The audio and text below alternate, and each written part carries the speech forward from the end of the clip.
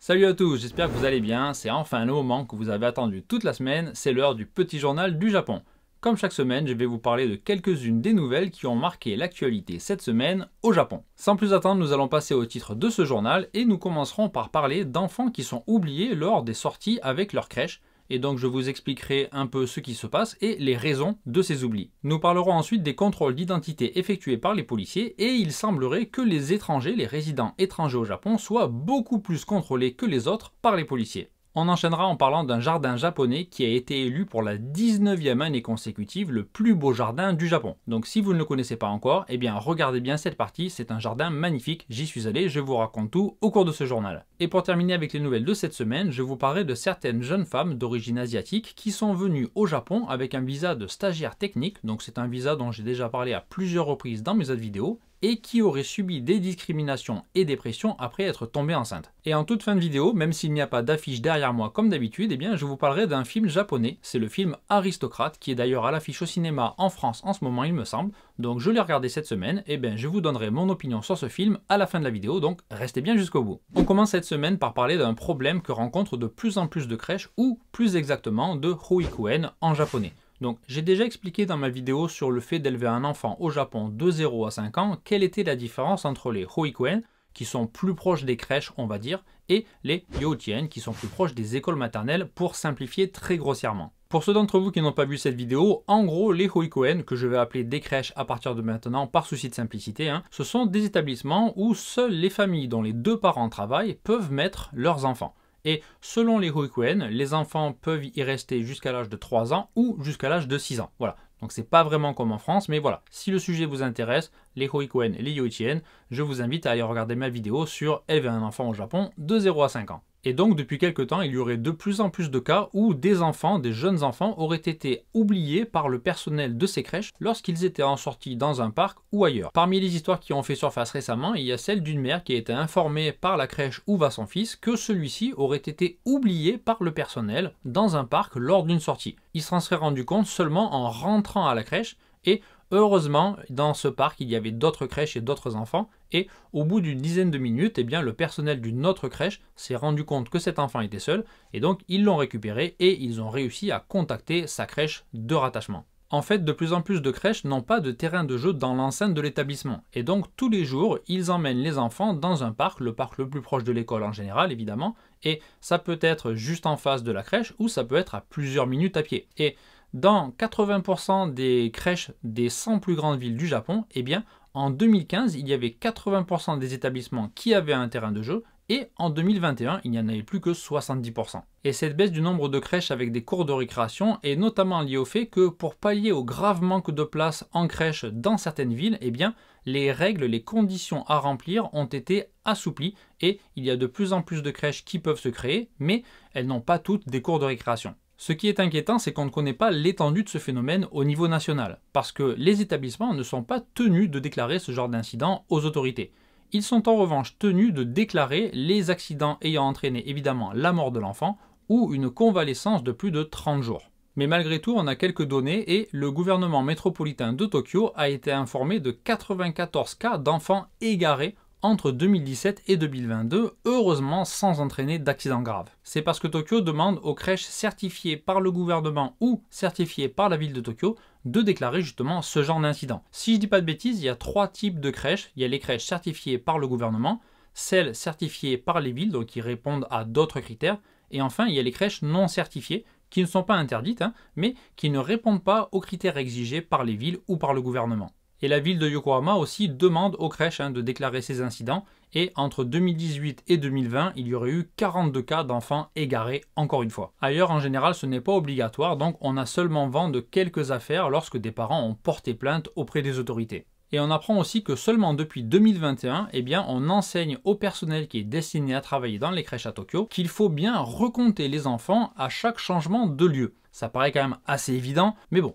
C'est toujours mieux de le dire, de l'écrire et de le répéter, surtout ici. Donc voilà, espérons que petit à petit, eh bien, le personnel apprenne à compter les enfants à chaque changement de lieu. Et ça me rappelle d'ailleurs un fait divers tragique qui a eu lieu l'été dernier, donc en août dernier, en plein été à Fukuoka, où un enfant de 5 ans avait été oublié dans un bus scolaire. Il était allé en bus donc avec d'autres enfants jusqu'à l'école et En arrivant à l'école, eh bien, le personnel qui s'occupait des enfants et du bus n'a pas vérifié s'il restait des enfants dans le bus. Ils n'ont pas fait l'appel dans la journée, donc personne n'a remarqué que cet enfant n'était pas là. Et le pauvre enfant était enfermé dans le bus en plein soleil, et donc il faisait jusqu'à 50 degrés dans le bus, et ils ont mis 9 heures avant de se rendre compte qu'il n'était pas là. Et évidemment, ce pauvre enfant était décédé. Et si je vous en parle, c'est parce qu'en plus d'être en rapport avec le sujet que je traite maintenant, eh bien, en début de semaine, il y a eu le procès et le verdict dans cette affaire, et le chef de l'établissement, qui conduisait d'ailleurs le bus à ce moment-là, et le membre du personnel qui était avec lui dans le bus ont tous les deux été reconnus coupables de négligence professionnelle ayant entraîné la mort. Mais a priori, il n'y a pas eu d'arrestation. Pour en revenir au cas d'enfants oubliés, la raison principale de ces oublis serait le manque de personnel. Parce que a priori, les règles au Japon sont beaucoup moins strictes que les règles dans d'autres pays. Au Japon, dans les crèches autorisées, donc certifiées par le gouvernement, il faut absolument un adulte pour 3 enfants de moins d'1 an et un adulte pour 6 enfants entre 1 et 2 ans. Mais d'après les témoignages de certaines personnes travaillant pourtant dans des crèches certifiées par le gouvernement et avec plus de personnes que ce qui est requis par la loi, eh bien, il manque quand même gravement de personnel et ils font constamment des heures supplémentaires. Et les raisons de ce manque de personnel sont nombreuses, hein. On peut citer notamment la charge de travail qui est très importante et qui augmente constamment, les salaires qui sont très bas, et donc en conséquence, il y a beaucoup de mouvements de personnel, et le personnel expérimenté est très rare dans ces établissements. Voilà, fort heureusement, jusqu'à maintenant, tous les enfants oubliés dans des parcs ou ailleurs n'ont pas été blessés, et ça s'est bien terminé, mais espérons que des mesures seront prises rapidement pour que ce genre de problème disparaisse. Bien, passons maintenant au sujet suivant. On parle encore de la police cette semaine, mais cette fois, ce n'est pas pour du voyeurisme, c'est pour des contrôles d'identité un peu abusif sur des étrangers. En tout cas, ce sont les résultats d'une enquête qui a été faite par une association, la Japan Bar Association. Ce n'est pas l'association des bars japonais, c'est une association juridique qui s'occupe de représenter donc beaucoup de personnes, que ce soit des étrangers, des personnes âgées ou autres. Et donc, il s'avérait que d'après une enquête qu'ils ont effectuée, eh bien, 63% des personnes d'origine étrangère au Japon auraient été contrôlés au moins une fois par la police au cours des 5 dernières années. Et cette association, après avoir reçu des plaintes de contrôle au faciès, donc a mené cette enquête, et donc les résultats sont basés sur les réponses de 2094 personnes d'origine étrangère résidant au Japon. Et parmi elles, 50% ont été interrogées entre 2 et 5 fois, 11% l'ont été entre 6 et 10 fois, et enfin encore 11,5% 10 fois ou plus. 70% des personnes ont déclaré qu'elles n'étaient pas à l'aise pendant ces contrôles et 85% d'entre elles sont pratiquement sûres que ces contrôles ont été effectués après que les policiers se soient rendus compte qu'ils étaient d'origine étrangère. D'après la loi, les policiers sont autorisés à interroger des personnes s'ils soupçonnent qu'ils aient commis un acte illégal ou inhabituel. Mais d'après 77% des personnes qui ont été contrôlées par la police et qui ont répondu à cette enquête, eh bien, il n'y avait absolument aucune raison de les soupçonner au moment de leur contrôle. Alors personnellement, j'ai été contrôlé 2 fois en 11 ans par les policiers et c'était à quelques semaines d'intervalle. C'était 1 an avant les Jeux Olympiques. Les 2 policiers qui m'ont interrogé, donc à chaque fois c'était 2 jeunes policiers, un homme et une femme, et ça se voyait gros comme une maison. Ils contrôlaient donc les détenteurs de cartes de résident. Et donc ils m'ont demandé pourquoi j'étais là, qu'est-ce que je faisais comme travail, si j'étais marié. Et quand ils m'ont approché, ils m'ont parlé en anglais, les 2 fois. Et les 2 fois, j'ai presque rien compris à ce qu'ils me disaient. Donc je leur ai fait répéter, pardon. Et comme je ne comprenais toujours pas, je leur ai parlé en japonais. Et comme mon japonais était largement meilleur que leur anglais, ben, on a fait ça en japonais. Et ils étaient vraiment adorables, très sympas. On a discuté pendant 5-10 minutes. Voilà, ça s'est passé très très bien. Alors, évidemment, c'était forcément pour s'entraîner à parler anglais en vue des Jeux Olympiques. J'ai aussi un autre collègue qui s'est fait contrôler 2 fois pendant la même période et de la même façon, à chaque fois, c'était des jeunes qui lui parlaient en anglais, mais on ne comprenait rien du tout parce que leur niveau d'anglais était catastrophique. Voilà. J'ai jamais été contrôlé dans d'autres situations. Bon, il faut dire aussi que, je suis européen, blanc, donc évidemment, je suis moins ciblé, malheureusement, que les personnes d'autres origines. Et en plus, je suis toujours à Yokohama, donc dans la gare de Yokohama, et je fais boulot maison. Voilà. J'imagine que si vous avez d'autres origines, que vous êtes dans d'autres quartiers où il y a peut-être plus d'activités, vous risquez de vous faire contrôler plus souvent. Mais voilà, en tout cas, moi, mes 2 expériences se sont très bien passées. il y a des policiers aussi très sympas au Japon. Avant de continuer avec le prochain sujet, si vous aimez cette vidéo et ce type de contenu en général, eh bien si vous pouviez prendre quelques secondes pour mettre un petit like et éventuellement laisser un petit commentaire, ça ferait très plaisir et puis ça m'aiderait beaucoup. J'en profite aussi pour remercier Yata qui est devenue ma première contributrice sur Patreon. Donc Yata, si tu regardes cette vidéo, je te remercie énormément. Je vais faire de mon mieux pour continuer le petit journal du Japon aussi longtemps que possible et puis pour continuer de vous proposer plein d'autres vidéos que j'espère vous aimerez tous. Donc voilà, si certains d'entre vous souhaiteraient devenir mes contributeurs et me soutenir, m'encourager, toutes les infos sont dans la description. Allez, on va voyager un petit peu pour continuer, je vais vous parler du plus beau jardin japonais. Si vous ne le connaissez pas, c'est le jardin du musée Adachi qui est situé dans la ville de Yasugi, qui est elle-même située dans la préfecture de Shimane. Et si je vous en parle aujourd'hui, c'est parce qu'il a été désigné cette semaine pour la 19e année consécutive comme le plus beau jardin japonais par le Journal of Japanese Gardening, qui est un journal d'origine américaine et japonaise, donc spécialisé sur les jardins japonais. Chaque année, le magazine publie le classement des 50 plus beaux jardins japonais choisis par des spécialistes parmi 1000 jardins situés dans tout le pays. Et le jardin du musée Adachi donc fait 170 000 m² et il y a 7 jardiniers à temps plein qui s'occupent du jardin, en plus du reste du personnel du musée qui s'occupe du jardin de temps en temps pour s'assurer qu'il soit toujours dans un état impeccable. J'y suis allé il y a plus de 10 ans, lors de mon dernier voyage justement avant de venir vivre ici, et c'est vrai que c'était magnifique. Voilà, il n'y a pas d'autre mot, c'est de loin le plus beau jardin que j'ai vu au Japon lors de mes voyages ou depuis que j'y habite. Donc vraiment, si vous avez le temps et l'occasion d'y aller, ça vaut vraiment le détour. Et quand je dis détour, c'est plutôt un long voyage, voilà. Parce que le jardin est un peu en galère, c'est un peu isolé. Pour y aller, il faut prendre le Shinkansen et ensuite il faut prendre des trains locaux et enfin un bus. Au total, même si vous habitez à Osaka, vous en avez quand même pour 3h30 de trajet. Et en plus, autour du musée, il n'y a pas grand chose, donc il faut y aller vraiment pour voir le musée. Mais encore une fois, je le répète, mais c'était vraiment extraordinaire, donc ça vaut vraiment le détour. Et puis si vous avez un JR Pass, eh bien ça ne vous coûtera rien, si ce n'est du temps, et puis vous pourrez regarder le paysage dans le train. Voilà, donc une bonne recommandation pour votre prochain voyage. Si le Japon ouvre un jour ses frontières, vraiment, allez y faire un tour. On termine l'actualité cette semaine avec le programme de stagiaire technique dont j'ai déjà parlé dans plusieurs de mes vidéos et qui refait parler de lui encore en mal cette semaine. Si vous êtes nouveau ici ou que vous avez oublié de quoi il s'agit, eh bien le visa pour stagiaire technique est un visa qui est censé permettre à des personnes de venir au Japon et d'acquérir des expériences dans un domaine qui leur sera utile quand ils seront de retour dans leur pays. Et la plupart des 275 000 stagiaires techniques qui étaient présents au Japon fin 2021 venaient de pays d'Asie, majoritairement de Chine et de Vietnam. Il y en a évidemment une grande partie qui envoient l'argent qu'ils gagnent ici dans leur pays pour subvenir aux besoins de leur famille. Parce que même si par rapport au salaire japonais et à la charge de travail, ils sont vraiment très mal payés, voire exploités, eh bien par rapport aux revenus de leur pays d'origine, ça représente quand même des sommes importantes. Et ce programme de visa pour stagiaires techniques est accusé depuis longtemps d'être en réalité un moyen un peu caché de fournir de la main-d'œuvre donc pas chère avec des visas de courte durée et donc facilement remplaçables aux sociétés japonaises qui manquent cruellement de main-d'œuvre dans certains domaines. Il y a régulièrement des polémiques et des scandales liés à ce programme de visa de stagiaires techniques. J'avais parlé notamment de violences physiques contre un stagiaire vietnamien dans le petit journal numéro 11, donc si vous ne l'avez pas vu, jetez-y un coup d'œil, c'était pas très jojo.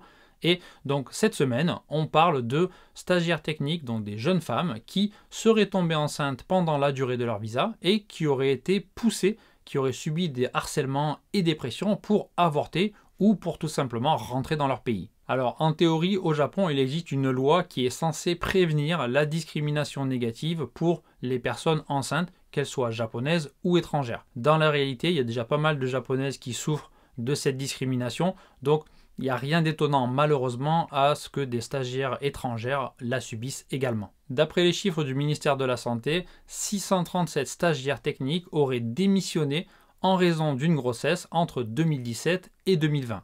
Et parmi elles, il y en aurait 47 qui auraient exprimé leur désir de continuer leur stage après leur grossesse. Mais d'après les associations qui les aident et les supportent, eh bien, ce serait vraiment la pointe de l'iceberg et il y aurait en réalité beaucoup plus de jeunes femmes qui auraient dû abandonner leur visa à cause de leur grossesse. Et même si l'agence d'immigration du Japon avait déjà rappelé les sociétés à l'ordre en 2019 en précisant que les stagiaires pouvaient tomber enceintes et qu'elles ne devaient pas subir de discrimination, eh bien, dans les faits, pour les employeurs, il est quand même beaucoup plus simple de les pousser à démissionner et à abandonner leur poste pour les remplacer par une autre stagiaire. Voilà.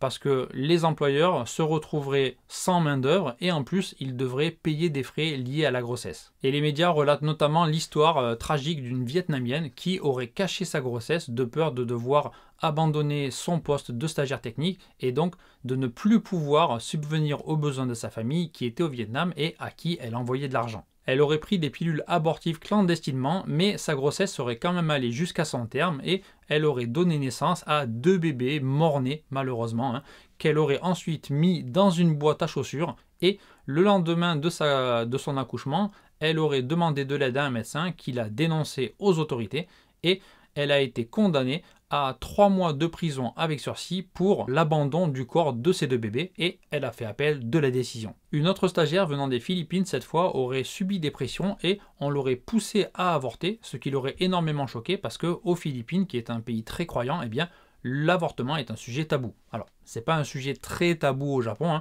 c'est moins libre qu'en France ou que dans d'autres pays, mais j'imagine que c'est quand même beaucoup plus libre qu'aux Philippines. Et donc, elle a décidé de rentrer aux Philippines et elle a donné naissance à son fils là-bas. Voilà pour l'information telle qu'elle était relatée dans les journaux. Maintenant, il manque quand même beaucoup d'éléments, je trouve, dans ces articles. On ne sait pas quels sont les droits et les devoirs de ce visa. Est-ce qu'on doit être en mesure d'assurer son travail pendant toute la durée du visa, sans quoi on perdrait ce visa? Donc ça, ce n'était pas précisé. Il y a aussi un autre point qui n'est pas du tout précisé, c'est les pères de ces enfants. Parce qu'a priori, pour faire un enfant, il faut être 2. Donc, on n'en parle pas du tout. Donc, qui c'était? Est-ce que ce sont des Japonais? Est-ce que ce sont des étrangers? Pourquoi ils ne les ont pas aidés financièrement ou psychologiquement? Voilà. Donc, je trouve qu'il y a un peu de sensationnalisme dans tout ça. Bien sûr, ce sont des histoires tragiques, mais plus qu'un problème de visa et de pression, j'ai l'impression que c'est plutôt un problème de pauvreté, malheureusement, et de situations personnelles très difficiles. Au Japon, il faut savoir que l'avortement coûte au minimum 100 000 yens, donc ça fait 750 €, donc ça peut être une forte somme pour certaines personnes, évidemment. Et si elles étaient tombées enceintes dans un autre pays où les coûts étaient similaires, peut-être que malheureusement, ça se serait terminé de la même façon. Et puis, au Japon, il y a quand même des moyens très simples de ne pas tomber enceinte et en tout cas de réduire fortement les chances, les probabilités de grossesse. Voilà, ces remarques n'excusent évidemment pas du tout les pressions qu'elles auraient subies pour avorter et il aurait peut-être mieux valu les conseiller et les aider plutôt que les blâmer et les pousser à avorter. Mais voilà, c'est vraiment quelque chose qui a été repris dans de nombreux médias avec beaucoup de sensationnalisme et un certain manque d'informations, je trouve, pour pouvoir juger ça de manière tout à fait objective. Bien, comme promis, je vais vous parler un peu de cinéma et du film Aristocrate. Donc en japonais, c'est Hanoko wa Kizoku. Le personnage principal est joué par Mugi Kadowaki, que je ne connaissais pas vraiment jusqu'à présent. Et il y a aussi dans le film Kiko Mizuhara, qui est assez célèbre ici, qu'on voit souvent dans des dramas, des films ou des publicités. C'est une japonaise qui a un père américain, il me semble, et une mère japonaise, et qui a grandi, qui a fait toute sa carrière et sa vie au Japon. Il y a également l'acteur principal, et Kengo Kora, que j'ai déjà vu dans plusieurs dramas et que j'aime bien, qui joue plutôt bien. Et donc, ce film parle d'une jeune femme qui est issue d'une famille aisée, et qui à 30 ans n'est toujours pas mariée et qui subit la pression de sa famille pour se marier. Après plusieurs rencontres infructueuses, lors de rendez-vous arrangés, parce que le mariage arrangé, ça existe encore au Japon, alors c'est de plus en plus rare, Vraiment, ce film se concentre sur une portion très très très minime de la société, les personnes venant de la classe supérieure qui pratiquent encore ce genre de choses. Elle rencontre finalement un jeune homme qui a l'air parfait, idéal, mais lui aussi vient d'une famille très très aisée et on va découvrir que son mariage est plutôt pour l'apparence plutôt que pour les sentiments. Voilà. Donc l'histoire n'est pas très originale, il n'y a rien de très nouveau. Mais ce qui est surtout intéressant, c'est donc l'évolution de ce personnage féminin et surtout sa rencontre avec le deuxième personnage féminin, joué par l'actrice dont j'ai parlé tout à l'heure. Et voilà, ce qui est plus intéressant, je trouve, dans ce film, c'est plutôt le parcours de cette deuxième jeune femme. On voit bien les difficultés rencontrées et puis la différence entre la vie hors de Tokyo et la vie à Tokyo. Donc voilà, c'est un film plutôt sympathique. Voilà, les actrices jouent bien, c'est très bien tourné, très bien réalisé. Voilà. C'est pas le film de l'année en ce qui me concerne, mais en tout cas, si vous aimez bien les films japonais et que vous ne l'avez pas vu, eh bien, je vous conseille d'aller le voir. Je pense que vous passerez un bon moment. Voilà. Merci d'avoir regardé ce petit journal du Japon. C'est terminé pour cette semaine. J'espère que ça vous a intéressé. Et moi, je vous souhaite une bonne journée et je vous dis rendez-vous la semaine prochaine pour plus d'infos sur le Japon.